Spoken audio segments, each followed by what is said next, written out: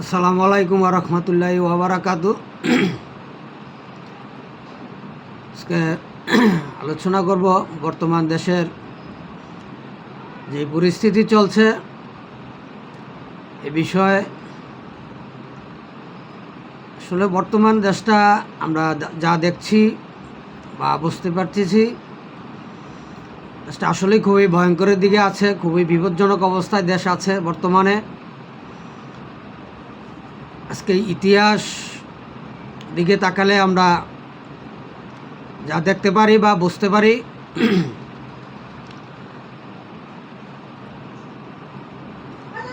1971 সালে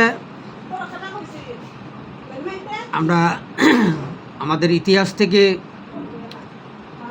জানছি বা বুঝতে পারছি যে 1971 সালে দেশ স্বাধীনের লক্ষ্যে বাংলাদেশের স্বাধীনতার স্থীপিত মুসলিম নেতা, বাংলাদেশের জাতির পিতা জাতির জনক বঙ্গবন্ধু শেখ মুজিবুর রহমানের নেতৃত্বে আওয়ামী লীগের অধীনে মুক্তিযুদ্ধের চেতনায়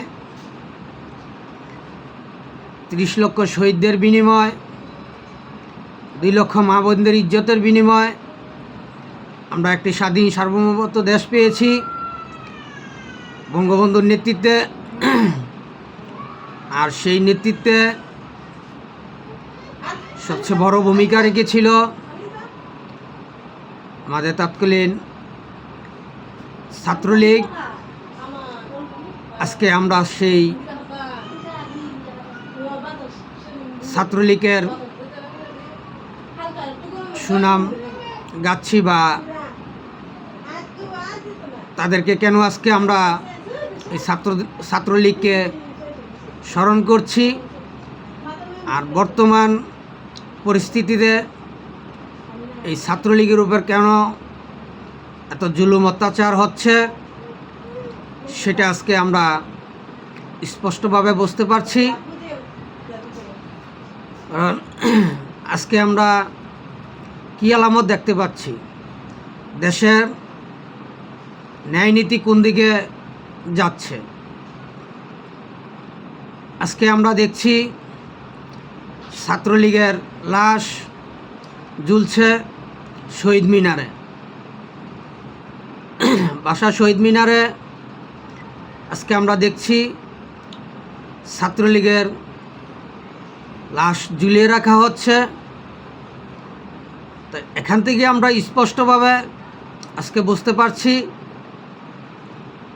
যে 1971 সালে মুক্তিযুদ্ধের সময় এই বাংলাদেশ ছাত্রলীগ ঐক্যবদ্ধভাবে মুক্তিযুদ্ধের সপক্ষে, দেশ স্বাধীনের সপক্ষে কাজ করেছিল। আর সেখান থেকেই আজকে প্রথমত আমরা দেখেছি যে অবৈধ ইউনূস সরকার ক্ষমতায় এসে ছাত্রলীগের উপর নিষেধাজ্ঞা দিয়েছে। তারপর আমরা দেখেছি বাংলাদেশ আওয়ামী লীগের উপর নিষেধাজ্ঞা জারি করেছেন, সামরিক আইন জারি করে। আর সেই নিষেধাজ্ঞা বর্তমান বিএনপি সরকারও বহাল রেখেছেন, একটি অবৈধ আইন পাশ করে। তো সেখান থেকেই আজকে আমরা বুঝতে পারছি বা এই দেশের জনগণ, এই জাতি আবারও প্রমাণ পাচ্ছে যে বাংলাদেশ আওয়ামী লীগ, ছাত্রলীগ এদেশের স্বাধীনতাকামী দল। কারণ বাংলাদেশ আওয়ামী লীগ, ছাত্রলীগ, যুবলীগ তারা যদি এদেশের স্বাধীনতাকামী দল না হতো, তাহলে আজকে শহীদ মিনারে ছাত্রলীগ করার কারণে এই ছাত্রলীগ কর্মীর লাশ আজকে শহীদ মিনারে ঝুলতো না। আর এই ছাত্রলীগের লাশ যখন শহীদ মিনারে ফাঁসি দিয়ে ঝুলিয়ে রাখা হয়, তখন সেখান থেকে আমরা এই জাতি স্পষ্টভাবে বুঝতে পারছে, অনুভব করতে পারছে যে আজকে দেশ 71 বিরোধী পাকিস্তানি দোসর আমেরিকার এজেন্ট বাস্তবায়িতকারীদের হাতে আজকে দেশ নিয়ন্ত্রণ হচ্ছে, তাদের অধীনে দেশ দখল করতে চাচ্ছে। সেটাই আজকে আমরা প্রমাণ পাচ্ছি এবং এই জাতি স্পষ্টভাবে প্রমাণ পাচ্ছে যে এই দেশের একমাত্র স্বাধীনতাকামী দল বাংলাদেশ আওয়ামী লীগ।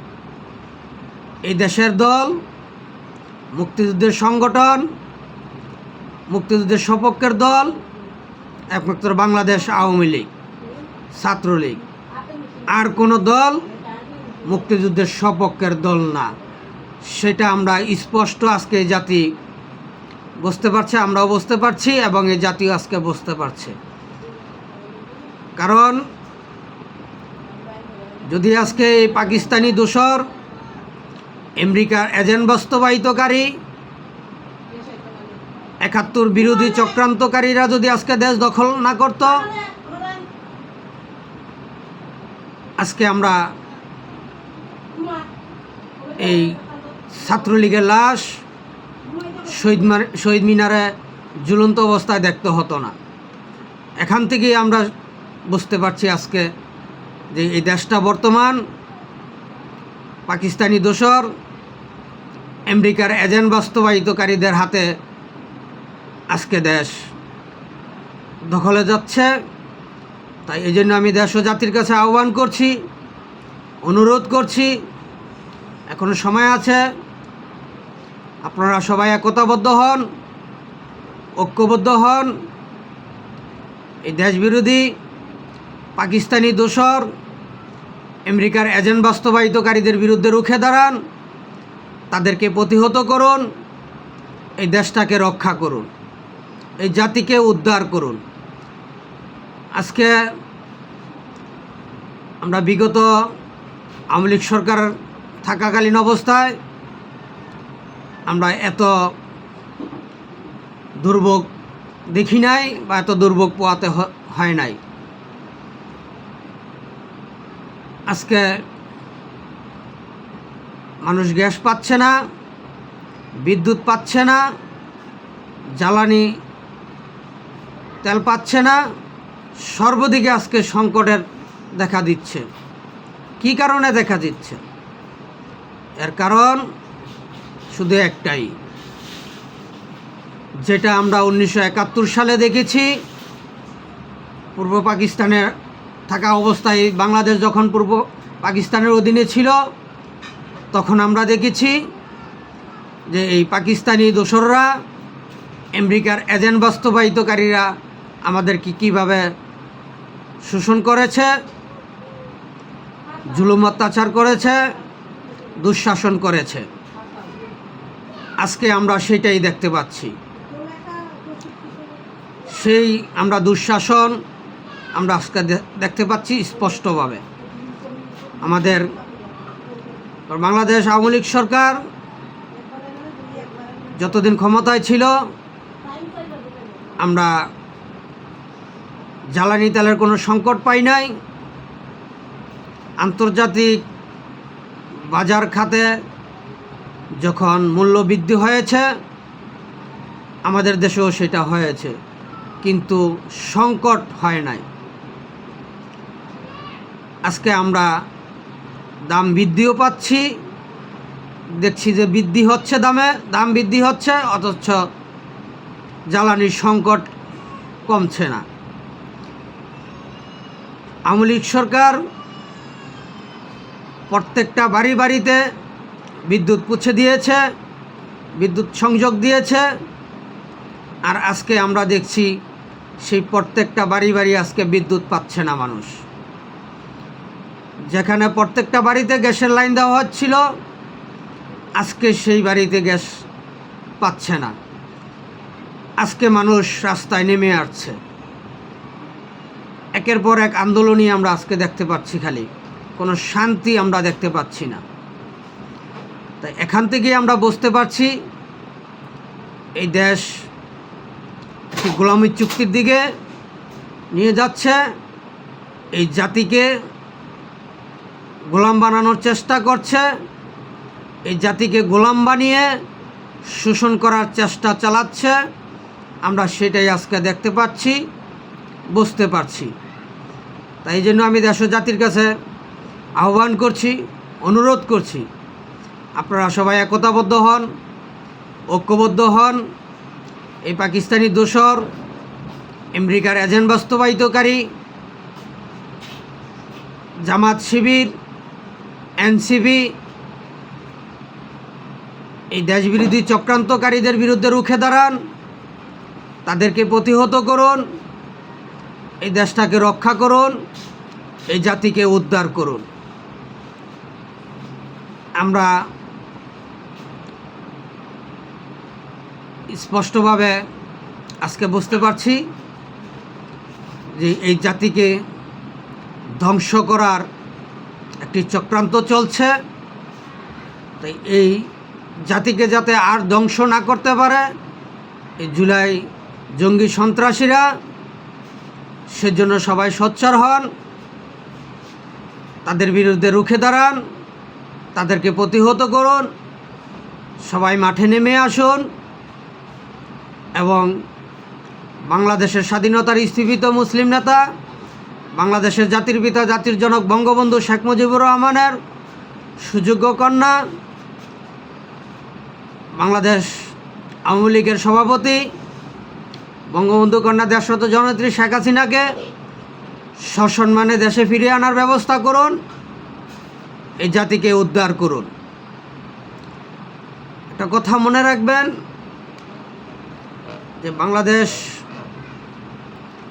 আওয়ামী লীগের দলের প্রধান বঙ্গবন্ধু কন্যা দেশরত জননেত্রী শেখ হাসিনা, উনি এদেশে 5 বারের প্রধানমন্ত্রী হয়েছেন। ওনার একটি অবদান আছেন, ওনার পুরো ফ্যামিলিকে এ দেশের জন্য জীবন দিতে হয়েছে। এখানে এবং উনি 46 বছর যাবৎ একটি দলের প্রধান হয়ে দেশের জন্য কাজ করছেন। সেগুলোকে আমাদের মূল্যায়ন করতে হবে, সেদিকেও আমাদেরকে নজর দিতে হবে, কারণ আমাদের এগুলো বিবেচনা করতে হবে। এই দেশের পরিচালনা খাতে যেমন বিএনপি, আমাদের ম্যাডাম খালেদা জিয়া, উনি 3 বারের প্রধানমন্ত্রী, আর বঙ্গবন্ধুর কন্যা দেশরত জননেত্রী শেখ হাসিনা, উনি 5 বারের প্রধানমন্ত্রী। তো সেই দিকে যদি বিবেচনা করেন, অবশ্যই আশা করি আপনারা সবাই সঠিক সিদ্ধান্ত দিকে পৌঁছাতে পারবেন এবং এই জাতিকে উদ্ধার করতে হলে, এই দুঃশাসন থেকে দেশকে মুক্ত করতে হলে, এই পাকিস্তানি দোসর আমেরিকার এজেন্ট বাস্তবায়িতকারীদের হাত থেকে দেশকে রক্ষা করতে হলে কাকে এই দেশের প্রয়োজন আছে, কাদেরকে এই দেশে প্রয়োজন, সেটা অবশ্যই আপনারা বুঝতে পারবেন। তো আজকে এখানে এ পর্যন্তই। আমার কথায় যদি কোনো ভুল ত্রুটি হয়ে থাকে দয়া করে আমাকে ক্ষমার দৃষ্টিতে দেখবেন এবং আমার ভুলগুলো সংশোধন করার সুযোগ দিবেন। এ বলে শেষ করলাম। জয় বাংলা, জয় বঙ্গবন্ধু, জয় হোক সর্বস্তরের সচেতন জনগণের। আবারও বিজয় হবে মুক্তিযুদ্ধের সপক্ষের, ইনশাআল্লাহ। আসসালামু আলাইকুম ওয়া রাহমাতুল্লাহি ওয়া বারাকাতুহু।